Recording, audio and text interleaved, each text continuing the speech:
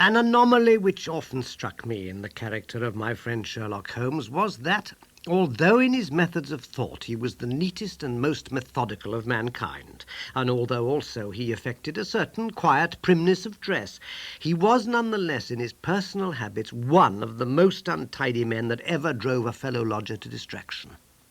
Not that I'm in the least conventional in that respect myself. The rough-and-tumble work in Afghanistan, coming on top of a natural bohemianism of disposition, has made me rather more lax than befits a medical man. But with me there is a limit, and when I find a man who keeps his cigars in the coal scuttle, his tobacco in the toe end of a Persian slipper, and his unanswered correspondence transfixed by a jackknife into the very centre of his wooden mantelpiece, then I begin to give myself virtuous airs.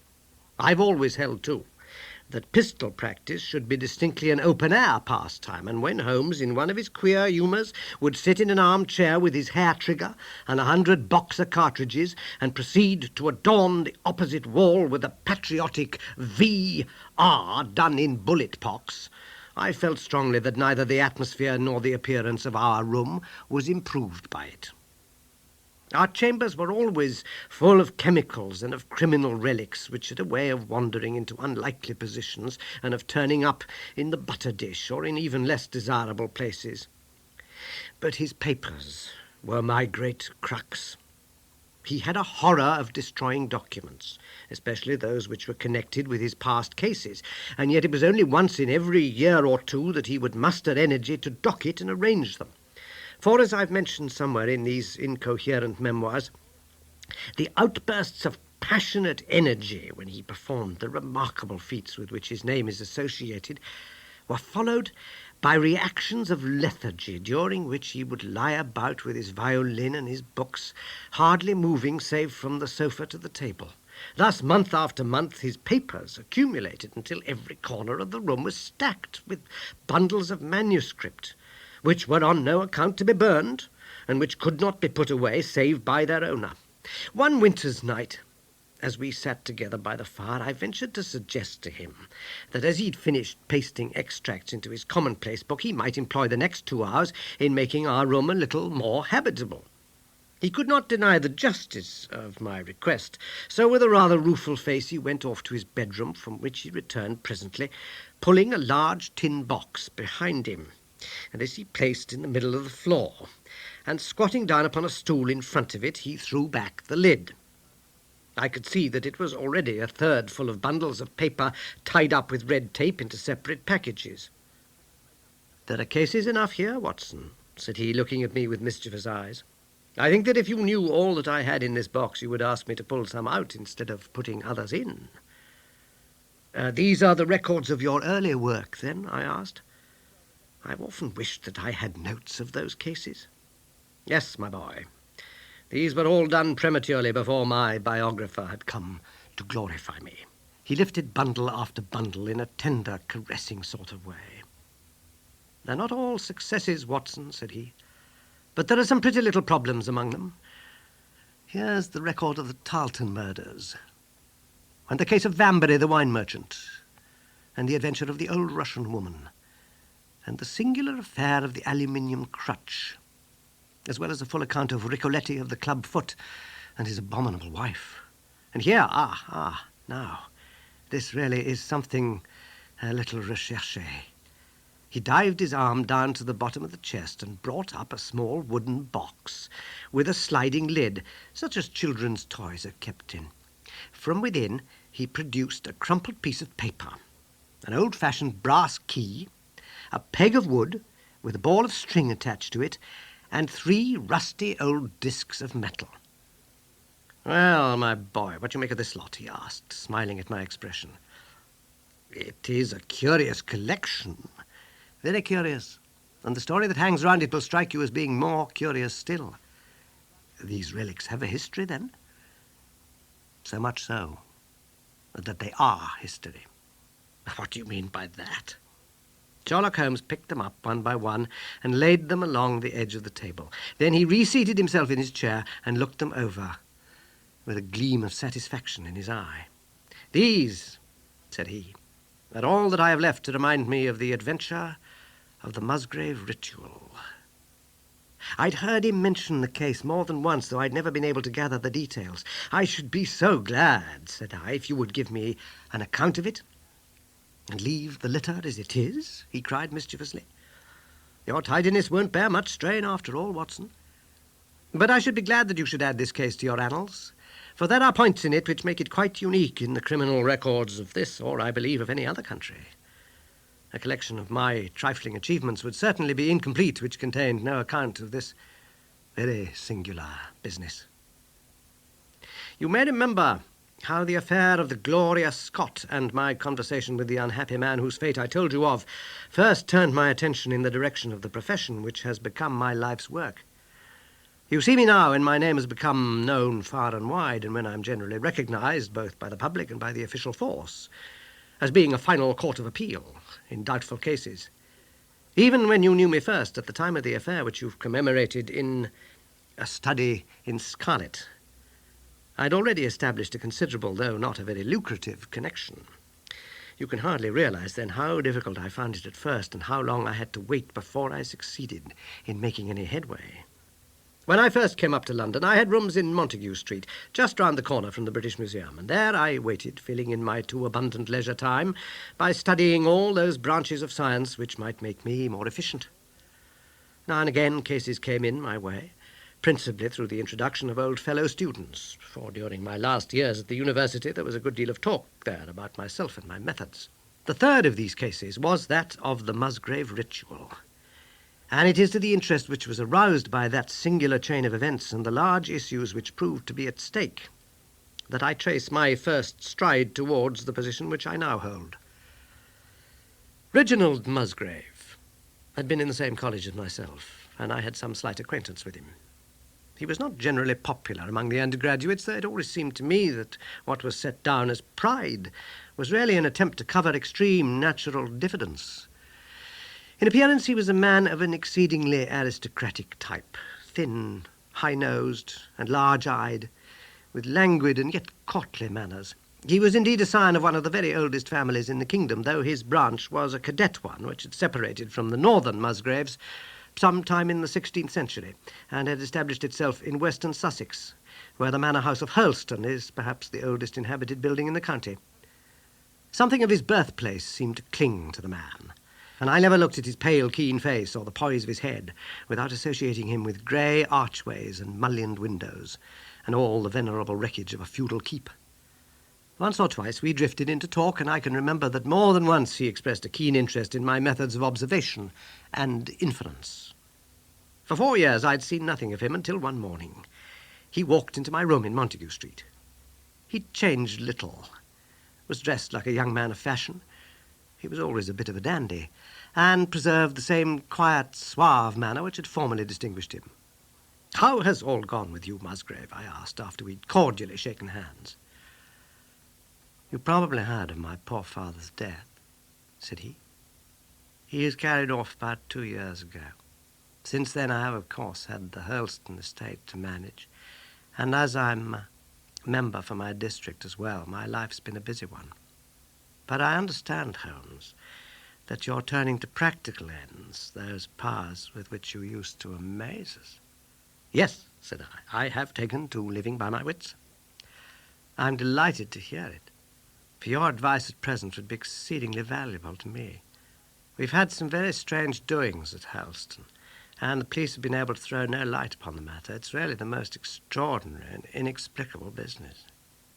You can imagine with what eagerness I listened to him, Watson, for the very chance for which I had been panting during all those months of inaction seemed to have come within my reach. In my inmost heart I believed that I could succeed where others failed, and now I had the opportunity to test myself. "Pray, let me have the details," I cried. Reginald Musgrave sat down opposite to me and lit the cigarette which I had pushed towards him. "You must know," said he, "that though I'm a bachelor, I have to keep up a considerable staff of servants at Hurlstone, for it's a rambling old place and takes a good deal of looking after. I preserve, too, and in the pheasant months I usually have a house party, so that it would not do to be short-handed. Altogether there are 8 maids, the cook, the butler, 2 footmen, and a boy. The garden and the stable, of course, have a separate staff." Of these servants, the one who's been longest in our service was Brunton, the butler. He was a young schoolmaster out of place when he was first taken up by my father, but he was a man of great energy and character, and he soon became quite invaluable in the household. He was a well-grown, handsome man with a splendid forehead, and now he's been with us for 20 years. He cannot be more than 40 now. With his personal advantages and his extraordinary gifts, for he can speak several languages and play nearly every musical instrument. It's wonderful that he should have been satisfied so long in such a position, but I suppose that he was comfortable and lacked the energy to make any change. The butler of Hurlstone's always a thing that's remembered by all who visit us. But this paragon has one fault. He's a bit of a Don Juan. And you can imagine that for a man like him, it's not a very difficult part to play in a quiet country district. When he was married, it was all right, but since he's been a widow, we've had no end of trouble with him.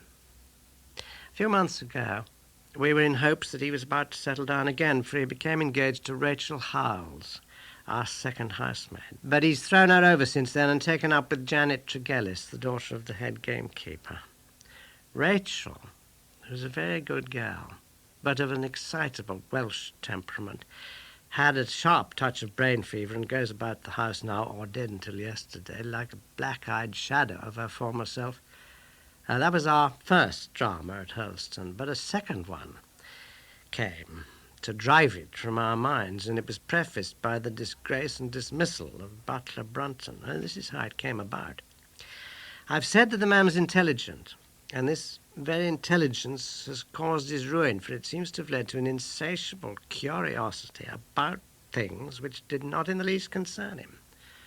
I had no idea of the lengths to which this would carry him until the merest accident opened my eyes to it. I've said that the house is a rambling one. One day last week, on Thursday night to be more exact, I found that I could not sleep, having foolishly taken a cup of strong café noir after my dinner. After struggling against it until 2 in the morning, I felt it was quite hopeless, so I rose and lit a candle with the intention of continuing a novel which I was reading. The book, however, had been left in the billiard room, so I pulled on my dressing gown and started off to get it. In order to reach the billiard room, I had to descend a flight of stairs and then cross the head of a passage which led to the library and the gun room. You can imagine my surprise when, as I looked down this corridor, I saw a glimmer of light coming from the open door of the library. I'd myself extinguished the lamp and closed the door before coming to bed, and actually my first thought was of burglars. The corridors of Hurlstone have their walls largely decorated with trophies of old weapons. From one of these I picked a battle axe, and then, leaving my candle behind me, I crept on tiptoe down the passage and peeped in at the open door. Brunton, the butler, was in the library. He was sitting fully dressed in an easy chair with a slip of paper which looked like a map upon his knee, and his forehead sunk forward upon his hand in deep thought. I stood dumb with astonishment, watching him from the darkness. A small taper on the edge of the table shed a feeble light which sufficed to show me that he was fully dressed.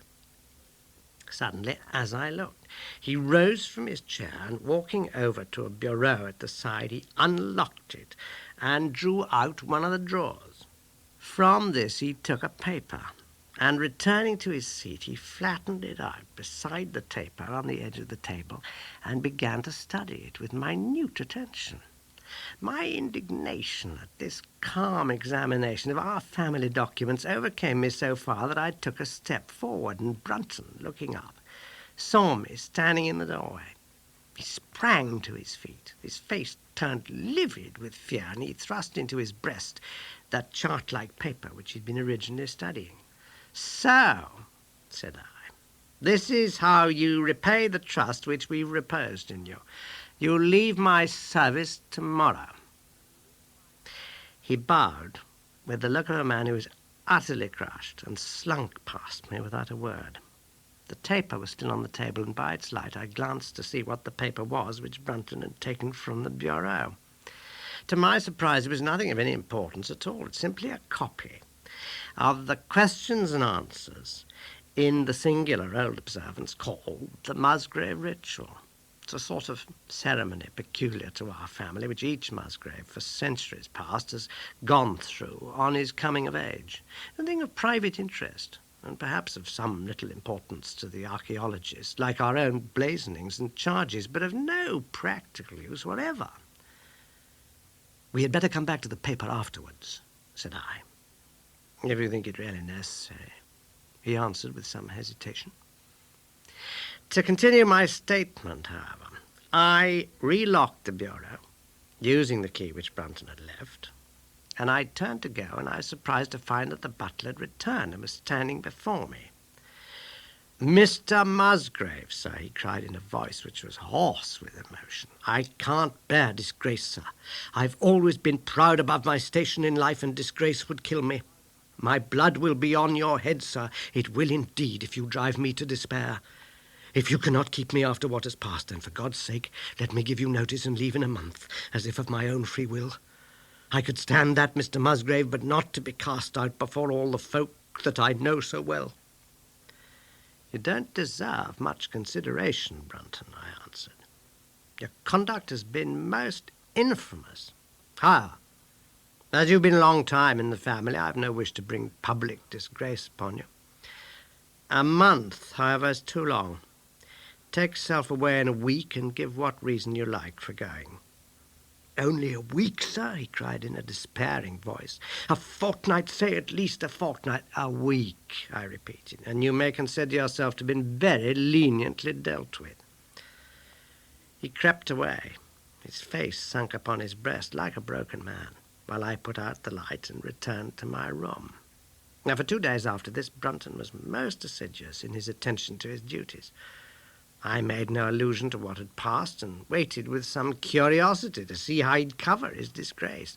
On the third morning, however, he did not appear, as was his custom, after breakfast, to receive my instructions for the day. As I left the dining room, I happened to meet Rachel Holmes, the maid.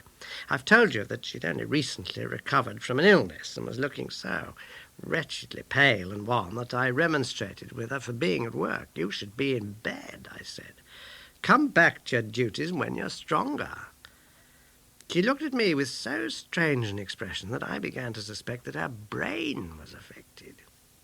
"I am strong enough, Mr. Musgrave," said she. "We will see what the doctor says," I answered. "You must stop work now, and when you go downstairs, just say that I wish to see Brunton." "The butler is gone," said she. "Gone? Gone where?" "He's gone. No one has seen him. He's not in his room. Oh, yes, he's gone. He's gone."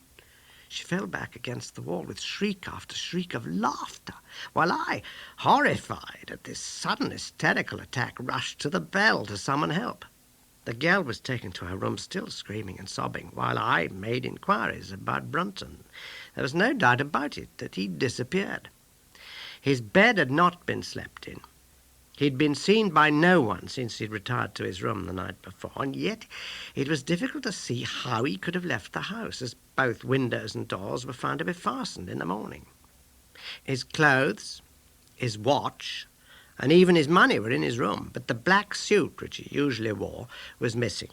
His slippers, too, were gone, but his boots were left behind. Where, then, could Butler Brunton have gone in the night, and what could have become of him now? Of course, we searched the house from cellar to garret, but there was no trace of him.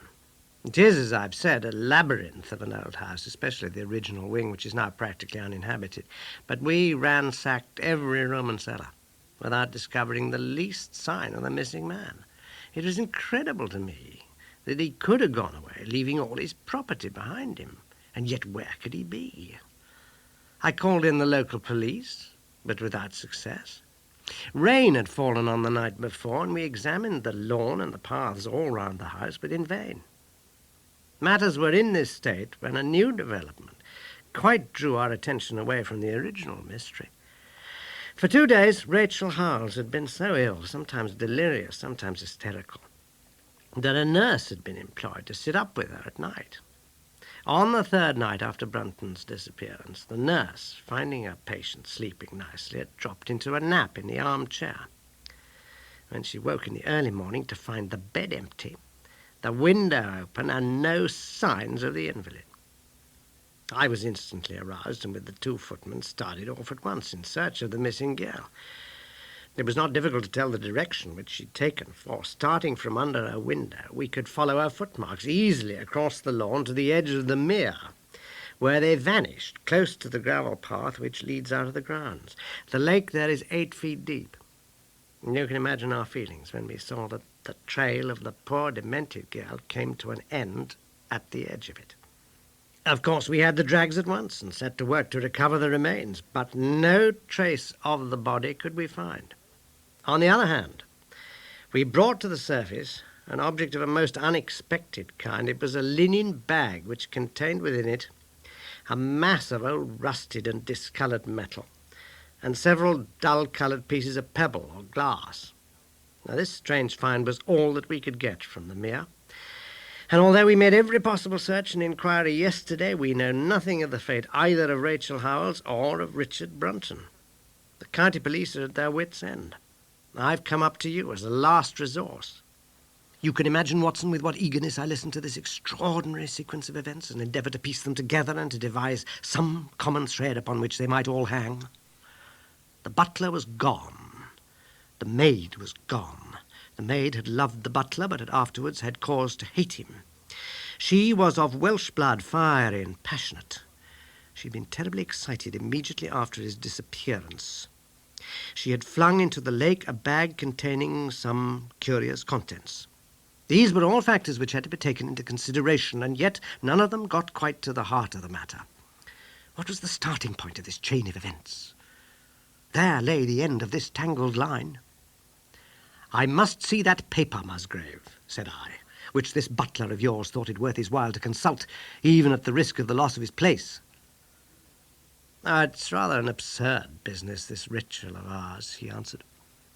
"But it has at least the saving grace of antiquity to excuse it. I have a copy of the questions and answers here, if you care to run your eye over them." He handed me the very paper which I have here, Watson. And this is the strange catechism to which each Musgrave had to submit when he came to man's estate. I will read you the questions and answers as they stand. Whose was it? His who is gone. Who shall have it? He who will come. Where was the sun? Over the oak. Where was the shadow? Under the elm. How was it stepped?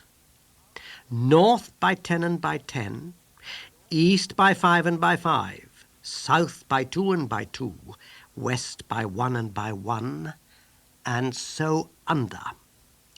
What shall we give for it? All that is ours. Why should we give it? For the sake of the trust. The original has no date, but is in the spelling of the middle of the 17th century, remarked Musgrave. I'm afraid, however, that it can be of little help to you in solving this mystery. At least, said I, it gives us another mystery, and one which is even more interesting than the first. It may be that the solution of the one may prove to be the solution of the other. You will excuse me, Musgrave, if I say that your butler appears to me to have been a very clever man, and to have had a clearer insight than 10 generations of his masters. I hardly follow you, said Musgrave. The paper seems to me to be of no practical importance. But to me it seems immensely practical, and I fancy that Brunton took the same view. He'd probably seen it before that night on which you caught him. It's very possible we took no pains to hide it. He simply wished, I should imagine, to refresh his memory upon that last occasion. He had, as I understand, some sort of map or chart which he was comparing with the manuscript and which he thrust into his pocket when you appeared. That is true. But what could he have to do with this old family custom of ours? And what does this rigmarole mean? I don't think that we should have much difficulty in determining that, said I. With your permission, we will take the first train down to Sussex and go a little more deeply into the matter upon the spot. That same afternoon saw us both at Hurlston. Possibly you've seen pictures and read descriptions of the famous old building, so I'll confine my account of it to saying that it is built in the shape of an L, the long arm being the more modern portion and the shorter the ancient nucleus from which the other is developed. Over the low, heavy-lintel door in the centre of this old part is chiselled the date 1607, but experts are agreed that the beams and stonework are really much older than this. The enormously thick walls and tiny windows of this part had, in the last century, driven the family into building the new wing, and the old one was used now as a storehouse and a cellar when it was used at all. A splendid park with fine old timber surrounds the house, and the lake, to which my client had referred, lay close to the avenue, about 200 yards from the building. I was already firmly convinced, Watson, that there were not three separate mysteries here, but one only, and that if I could read the Musgrave ritual aright, I should hold in my hand the clue which would lead me to the truth concerning both the butler Brunton and the maid Howells. To that, then, I turned all my energies. Why should this servant be so anxious to master this old formula? Evidently because he saw something in it which had escaped all those generations of country squires, and from which he expected some personal advantage. What was it, then, and how had it affected his fate? It was perfectly obvious to me on reading the ritual that the measurements must refer to some spot to which the rest of the document alluded, and that if we could find that spot we should be in a fair way towards finding what the secret was which the old Musgraves had thought it necessary to embalm in so curious a fashion. There were two guides given us to start with, an oak and an elm. As to the oak, there could be no question at all. Right in front of the house, upon the left-hand side of the drive, there stood a patriarch among oaks, one of the most magnificent trees that I've ever seen. That was there when your ritual was drawn up, said I, as we drove past it. It was there at the Norman Conquest, in all probability, he answered. It has a girth of 23 feet. Here was one of my fixed points secured. Have you any old elms? I asked. There used to be a very old one over yonder, but it was struck by lightning 10 years ago, and we cut down the stump. You can see where it used to be? Oh, yes. There are no other elms? No old ones, but plenty of beeches. I should like to see where it grew. We had driven up in a dog-cart, and my client led me away at once, without our entering the house, to the scar on the lawn where the elm had stood. It was nearly midway between the oak and the house. My investigation seemed to be progressing. I suppose it's impossible to find out how high the elm was? I asked. I can give it you at once. It was 64 feet. How do you come to know it? I asked in surprise. When my old tutor used to give me an exercise in trigonometry, it always took the shape of measuring heights. When I was a lad, I worked out every tree and building in the estate. This was an unexpected piece of luck. My data were coming more quickly than I could have reasonably hoped. Tell me, I asked, did your butler ever ask you such a question? Reginald Musgrave looked at me in astonishment. Now that you call it to my mind, he answered, Brunton did ask me about the height of the tree, some months ago in connection with some little argument with the groom. This was excellent news, Watson, for it showed me that I was on the right road. I looked up at the sun. It was low in the heavens, and I calculated that in less than an hour it would lie just above the topmost branches of the old oak. One condition mentioned in the ritual would then be fulfilled, and the shadow of the elm must mean the further end of the shadow, otherwise the trunk would have been chosen as the guide. I had then to find where the far end of the shadow would fall when the sun was just clear of the oak. That must have been difficult, Holmes, when the elm was no longer there. Well, at least I knew that if Brunton could do it, I could also. Besides, there was no real difficulty. I went with Musgrave to his study and whittled myself this peg, to which I tied this long string with a knot at each yard. Then I took 2 lengths of a fishing rod, which came to just 6 feet, and I went back with my client to where the elm had been. The sun was just grazing the top of the oak. I fastened the rod on end, marked out the direction of the shadow, and measured it. It was 9 feet in length.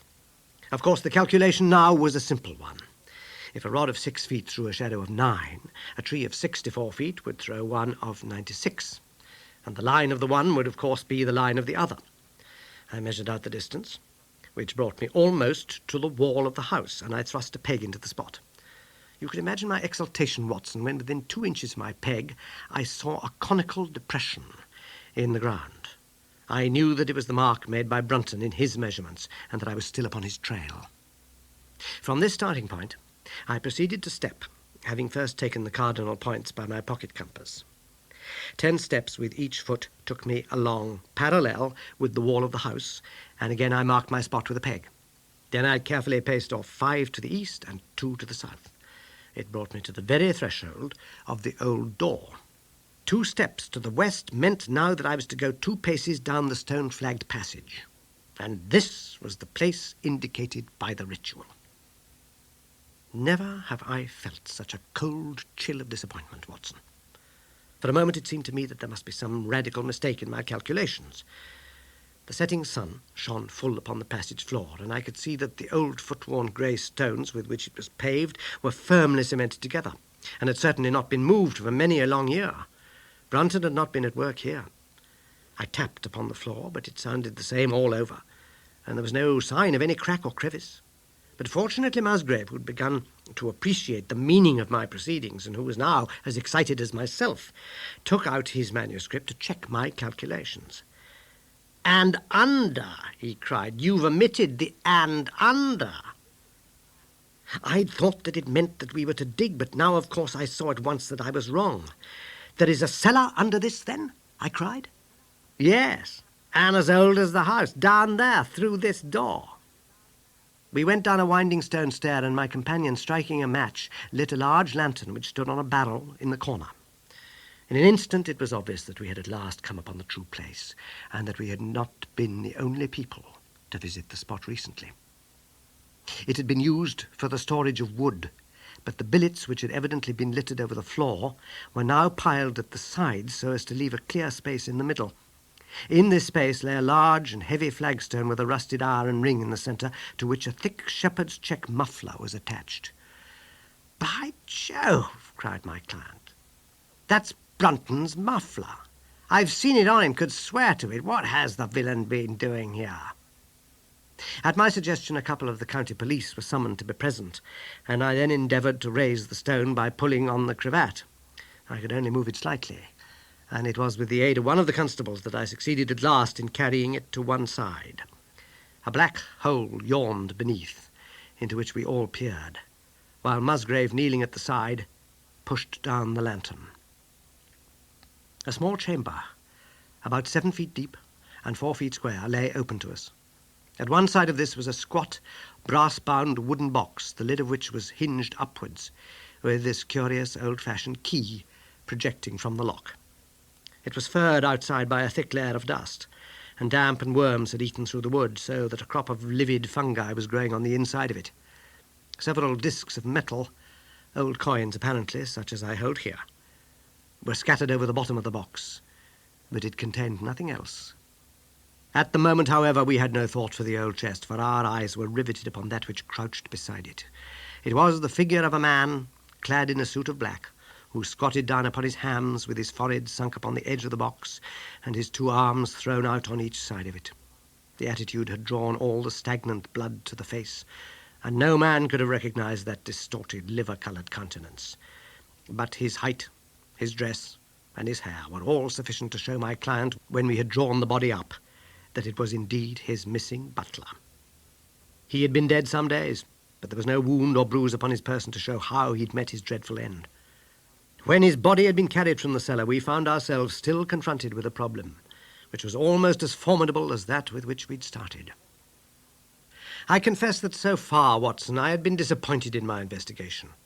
I had reckoned upon solving the matter when once I'd found the place referred to in the ritual. But now I was there, and was apparently as far as ever from knowing what it was which the family had concealed with such elaborate precautions. It is true that I'd thrown a light upon the fate of Brunton, but now I had to ascertain how that fate had come upon him, and what part had been played in the matter by the woman who had disappeared. I sat down upon a keg in the corner and thought the whole matter carefully over. You know my methods in such cases, Watson. I put myself in the man's place, and having first gauged his intelligence, I try to imagine how I should myself have proceeded under the same circumstances. In this case, the matter was simplified by Brunton's intelligence being quite first-rate, so that it was unnecessary to make any allowance for the personal equation, as the astronomers have dubbed it. He knew that something valuable was concealed. He had spotted the place. He found that the stone which covered it was just too heavy for a man to move unaided. What would he do next? He could not get help from outside, even if he had someone whom he could trust, without the unbarring of doors and considerable risk of detection. It was better, if he could, to have his helpmate inside the house. But whom could he ask? This girl had been devoted to him. A man always finds it hard to realize that he may have finally lost a woman's love, however badly he may have treated her. He would try by a few attentions to make his peace with the girl Howells, and then would engage her as his accomplice. Together they would come at night to the cellar, and their united force would suffice to raise the stone. So far I could follow their actions as if I'd actually seen them. But for two of them, and one a woman, it must have been heavy work, the raising of that stone. A burly Sussex policeman and I found it no light job. What would they do to assist them? Probably what I should have done myself. I rose and examined carefully the different billets of wood which were scattered round the floor. Almost at once I came upon what I'd expected. One piece, about 3 feet in length, had a very marked indentation at one end, while several were flattened at the sides, as if they'd been compressed by some considerable weight. Evidently, as they had dragged the stone up, they had thrust the chunks of wood into the chink, until at last, when the opening was large enough to crawl through, they would hold it open by a billet placed lengthwise, which might very well become indented at the lower end, since the whole weight of the stone would press it down onto the edge of this other slab. So far I was still on safe ground. And now how was I to proceed to reconstruct this midnight drama? Clearly only one could fit into the hole, and that one was Brunton. The girl must have waited above. Brunton then unlocked the box, handed up the contents, presumably, since they were not to be found, and then, what happened? What smouldering fire of vengeance had suddenly sprung into flame in this passionate Celtic woman's soul when she saw the man who had wronged her perhaps far more than we suspected, in her power? Was it a chance that the wood had slipped and that the stone had shut Brunton into what had become his sepulchre? Had she only been guilty of silence as to his fate? Or had some sudden blow from her hand dashed the support away and sent the slab crashing down into its place? Be that as it might, I seemed to see that woman's figure still clutching at her treasure trove and flying wildly up the winding stair, with her ears ringing perhaps with the muffled screams from behind her, and with the drumming of frenzied hands against the slab of stone which was choking her faithless lover's life out. Here was the secret of her blanched face, her shaken nerves, her peals of hysterical laughter on the next morning. But what had been in the box? What had she done with that? Of course, it must have been the old metal and pebbles which my client had dragged from the mere. She had thrown them in there at the first opportunity to remove the last trace of her crime. For 20 minutes I had sat motionless, thinking the matter out. Musgrave still stood with a very pale face, swinging his lantern and peering down into the hole.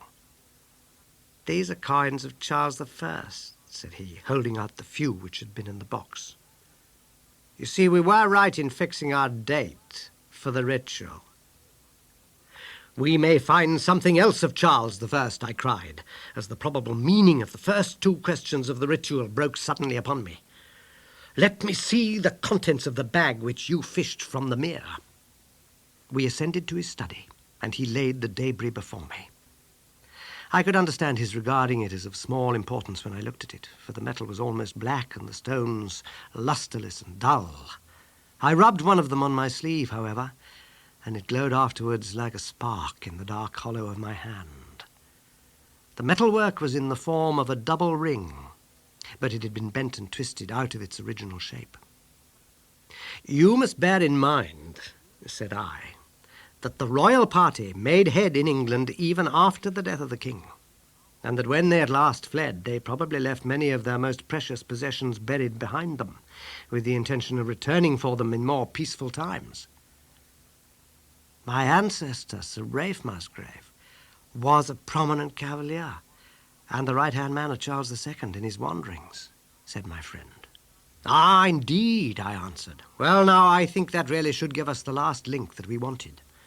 I must congratulate you on coming into the possession, though in rather a tragic manner, of a relic which is of great intrinsic value, but of even greater importance as a historical curiosity.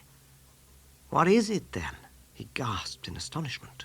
It is nothing less than the ancient crown of the kings of England. The crown? Precisely. Consider what the ritual says. How does it run? Whose was it? His who is gone. That was after the execution of Charles. Then, who shall have it? He who will come. That was Charles II, whose advent was already foreseen. There can, I think, be no doubt that this battered and shapeless diadem once encircled the brows of the royal Stuarts. And how came it in the pond? Ah, that is a question that will take some time to answer. And with that, I sketched out to him the whole long chain of surmise and of proof which I had constructed. The twilight had closed in, and the moon was shining brightly in the sky before my narrative was finished. And how was it then that Charles did not get his crown when he returned? Asked Musgrave, pushing back the relic into its linen bag. Ah, there you lay your finger upon the one point which we shall probably never be able to clear up. It is likely that the Musgrave who held the secret died in the interval, and by some oversight left this guide to his descendant without explaining the meaning of it. From that day to this it has been handed down from father to son until at last it came within reach of a man who tore its secret out of it and lost his life in the venture. And that's the story of the Musgrave ritual, Watson. They have the crown down at Hurlstone, though they had some legal bother and a considerable sum to pay before they were allowed to retain it. I'm sure that if you mentioned my name, they would be happy to show it you. Of the woman, nothing was ever heard, and the probability is that she got away out of England and carried herself and the memory of her crime to some land beyond the seas.